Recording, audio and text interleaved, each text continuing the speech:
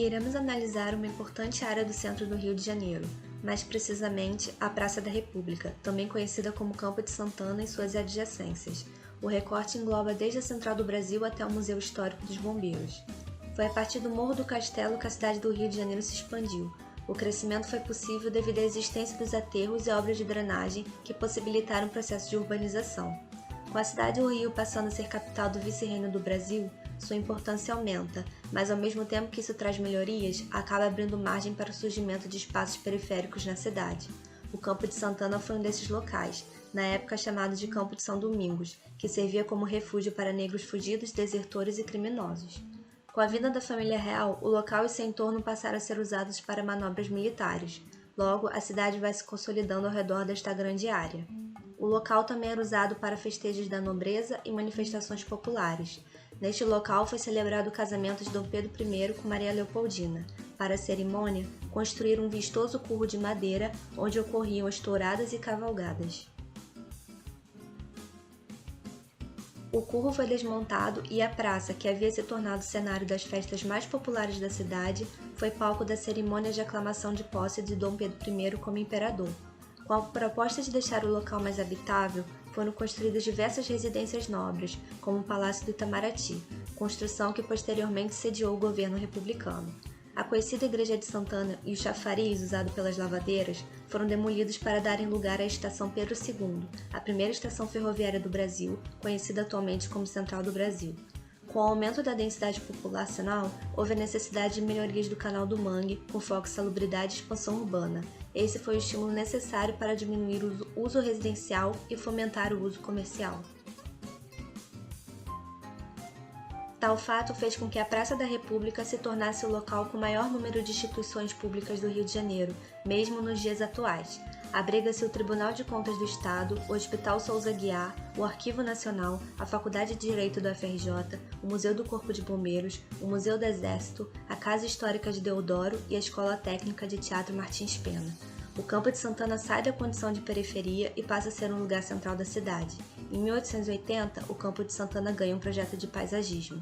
Em 1889, a Praça da República ficou assim conhecida após sediar a Proclamação da República. Já em 1942, a Rua do Sabão e a Rua de São Pedro, assim como boa parte do Campo de Santana, deram lugar à Avenida Presidente Vargas, mudando completamente a dinâmica do local. A Via Rápida suprimiu mais de 1.700 metros quadrados do parque, o que acabou causando a demolição de mais de 500 casas. Tal fato transformou a ocupação de uso misto para a zona de serviços. A inauguração da Presidente Vargas não alavancou o desenvolvimento comercial ao longo da via. Com isso, o Campo de Santana se tornou uma fronteira entre a cidade antiga densamente ocupada e a área que esperava modernização, a Cidade Nova.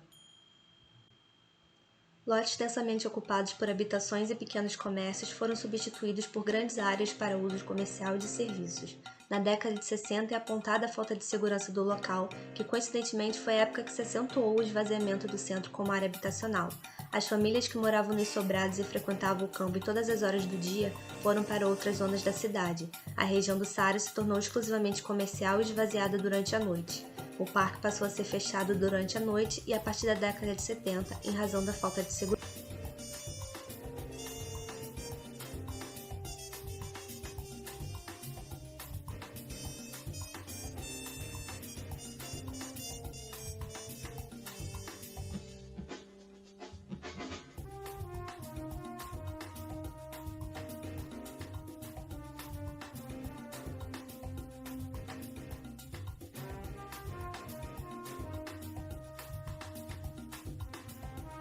O recorte contém uma área cuja ocupação se deu a partir do século XVIII e XIX. Dentro desse contexto, o Campo de Santana surge como uma grande área verde envolta por ruas estreitas, com equipamentos públicos em seu entorno imediato, e zonas residenciais e comerciais em um raio mais periférico. O tecido urbano sofreu algumas alterações ao longo do tempo, porém a área conseguiu manter grande parte da sua essência. Entre estas, a mais importante é o arrasamento de vários quarteirões para dar lugar à Avenida Presidente Vargas, projetada nos anos 1930 e que veio a ser inaugurada em 1944, com o objetivo de conectar a Zona Norte ao centro da cidade.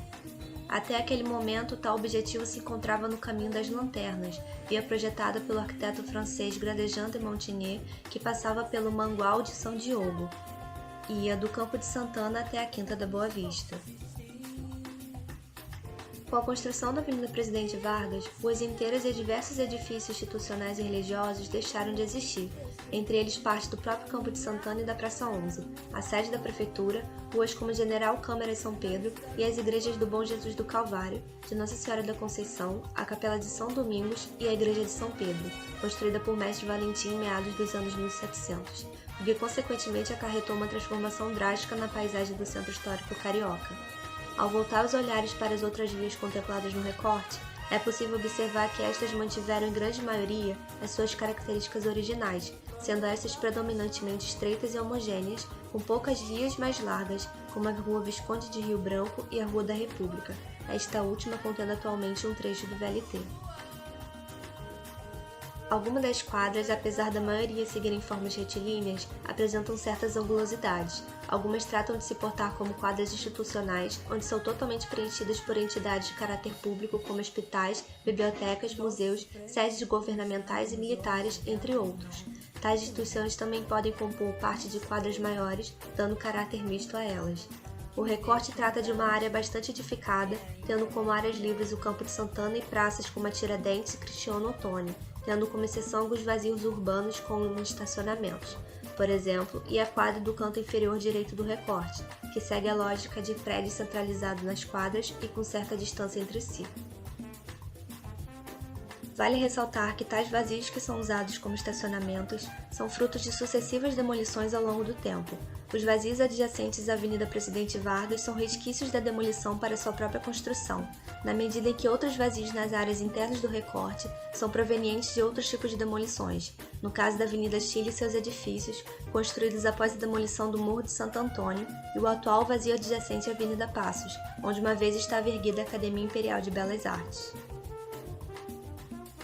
O tamanho das edificações tem como principais fatores a época de construção e o uso.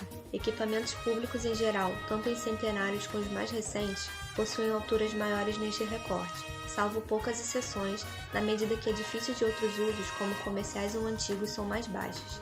Nota-se também que isso acarreta uma mudança brusca de tipologias, sendo os edifícios mais altos em sua maioria prédios modernistas e os edifícios mais baixos nos estilos de Belle Époque, ecléticos ou coloniais. Os lotes urbanos antigos se caracterizam por serem estreitos e longilíneos, tendo ocupação máxima com alguns pequenos vazios. Os edifícios contidos neste tipo de lote são baixos, com até 3 ou 4 pavimentos em geral.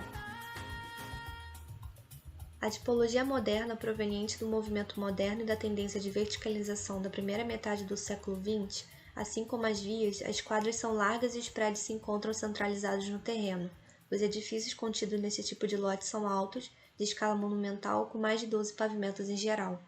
Aqui é identificado o contraste das diferentes escalas dos edifícios, sendo os mais baixos os mais antigos e os mais altos mais recentes em geral. Os lotes divergem na medida que alguns lotes de edifícios mais recentes são resultado da fusão de lotes antigos, gerando lotes mais largos. Os edifícios contidos nesse tipo são em sua maioria de baixo e médio porte, podendo ser tanto em terrenos estreitos ou mais largos, contendo até 12 pavimentos.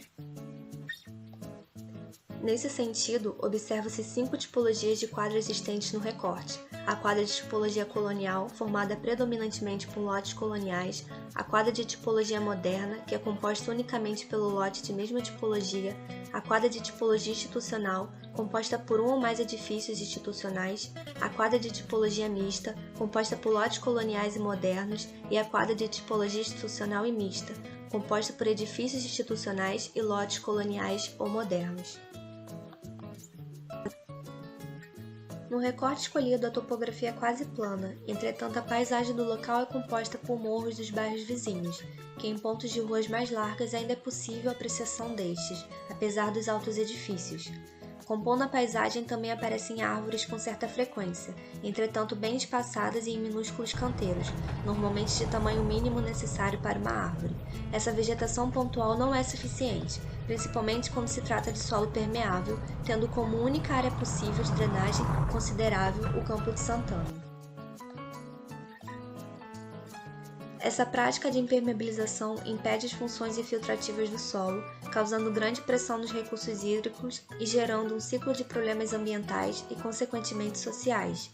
Alagamentos, ilhas de calor e a diminuição da qualidade do ar são alguns dos fatores causados pela falta de áreas permeáveis e árvores no local. O rio mais próximo do trecho estudado é o rio Maracanã, de foz no Canal do Mangue antes de alcançar a Baía de Guanabara. O Canal do Mangue é margeado pela Francisco Bicalho e pela Presidente Vargas. Em 1860 foi construído na região onde antes havia um imenso manguezal aterrado na área da atual Cidade Nova, a fim de receber as águas de chuva e de riachos que desaguavam nas imediações.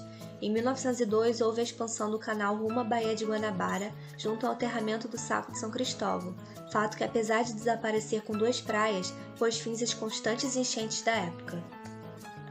Porém, com o crescimento da cidade e maior impermeabilização do terreno, mais água escoa para o canal, e este passa a não ser mais suficiente. Juntamente com isso, resíduos sólidos dispensados pela população nas ruas ou na água do canal e esgoto dos bairros vizinhos, lançados nele, diminui sua funcionalidade. Em 2019, foi construído o coletor Tronco Cidade Nova, que capta o esgoto de bairros próximos, então a Baía de Guanabara deixou de receber milhares de litros de esgoto por dia. A maior área verde do centro se encontra no Recorte, o Campo de Santana, que tinha originalmente vegetação de restinga e era área de fossos, onde os tigres despejavam os barris de dejetos nas valas. Em 1816 foi saneado e aterrado. Em 1880 foi arborizado e ajardinado no traçado inglês, e foram distribuídas plantas até hoje presentes. Em 1944 teve sua área reduzida para a abertura da Presidente Vargas e nos dias atuais é tombado pelo IPHAN. O campo é composto tanto por espécies nacionais quanto exóticas, e sua área é de 15,5 hectares, constando com animais como cutias, cisnes e pavões. Atualmente o parque não se encontra no melhor estado, tendo com frequência seus lagos e grutas artificiais desativados por falta de manutenção. A poluição do local afasta a fauna antes presente, e a falta de segurança faz com que a área seja palco de transição para cerca de 200 mil pessoas diariamente, mas não de permanência e contemplação. A Avenida Presidente Vargas representa uma das principais vias articuladoras da cidade, juntamente com outras avenidas. Entendendo a importância da divisão desse centro através de seu processo histórico, percebe-se uma divisão da avenida em 3 setores. Um desses setores envolve uma imensa trama complexa de meios de transporte e circulação de pedestres, que interligam diferentes tipos de modais, como VLTs, estações para bikes e motocicletas, por exemplo. Anteriormente, a cidade conheceu o bonde elétrico em 1896, e as gôndolas fluminenses ajudavam os cariocas a se deslocarem pela cidade, que ainda nessa época não havia constituído seu traçado atual. Em 1944, um ato político misturado às ideias de industrialização durante o governo Vargas deu origem à avenida. Esse novo eixo da cidade abriria cada vez mais espaço para o uso dos veículos. Hoje, uma nova rede interliga a região portuária e as demais zonas do centro. Os VLTs facilitaram o deslocamento de pedestres, que cada vez mais buscam praticidade, rapidez e comodidade. Já a rede rodoviária existente nos dias atuais teve origem em 1908 e representa uma das principais alternativas de transporte. Vamos focar no centro do território. Espaços fechados e gradeados surgem devido ao mau uso e à violência e aos índices de roubo no centro. Isso não é diferente no Campo de Santana.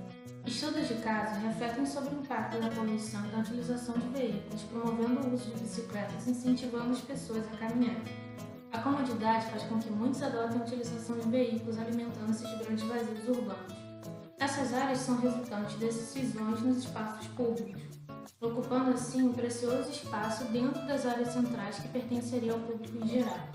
A solução seria eliminar os veículos do centro e facilitar o trânsito de pedestres através de outros meios, gerando um imenso tapete cultural cheio de equipamentos, que trouxessem um sentimento de pertencimento.